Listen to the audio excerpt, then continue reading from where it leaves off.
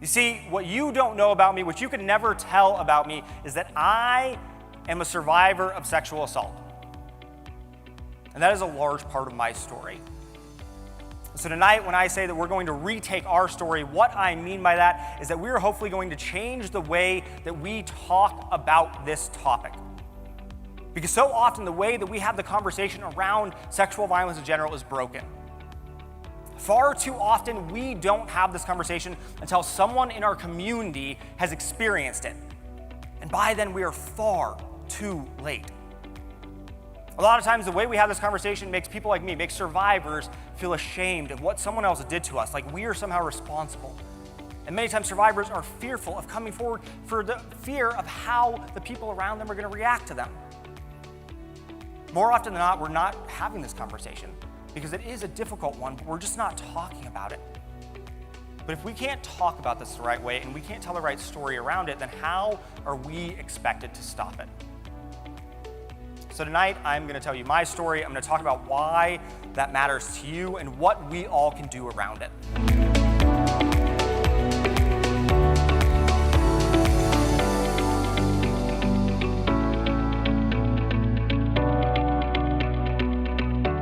People ask me all the time, how do we stop sexual violence? Like there's some magic answer, and there isn't. The way that we stop sexual violence is a lot of small things over time, but part of those small things are the actions that you are taking in your organizations and chapters on a regular basis. Now there's this concept of bystander engagement, bystander intervention, something you're probably familiar with. It is the idea that if we see something happening, where if there is an incident of harm going on, whether it's a fight's about to break out, someone's too drunk to drive, or an incident of potential sexual violence, if we see harm occurring or about to occur, we will engage. We will try and act to prevent that from occurring, so we will stop further harm. Now, this is a great concept, but oftentimes people think of it the wrong way. A lot of times when we teach bystander engagement, people oftentimes think of the act in question. And that is their idea of bystander engagement. They say, yeah, if I see something, I would step in. That's actually secondary engagement. Primary bystander engagement is what occurs before that incident ever occurred.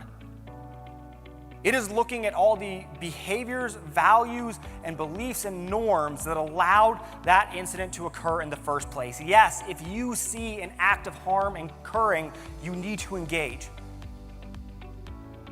But I need you to do a better job of looking inwards of what's happening in your organizations right now, what's happening in your communities, what's happening in your chapters, because the most effective form of bystander engagement isn't us doing it in the moment, it's us doing it way beforehand.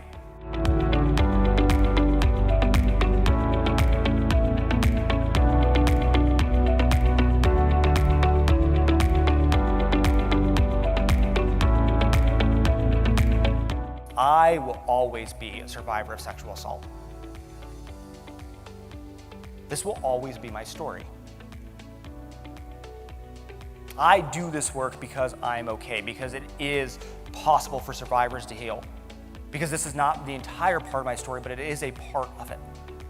But it didn't have to be. And it shouldn't have to be anyone else's.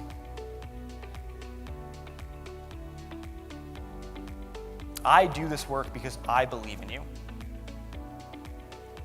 I believe that you have the power to create this change. I believe that you are the ones to have these conversations. I believe that no matter how hard or difficult it may be, you are the ones who know what you need to do to stop this. There's no one magic answer to preventing sexual violence. It takes a lot of people doing a lot of things on a regular basis. But I know that you can be those people, and I need you to be those people.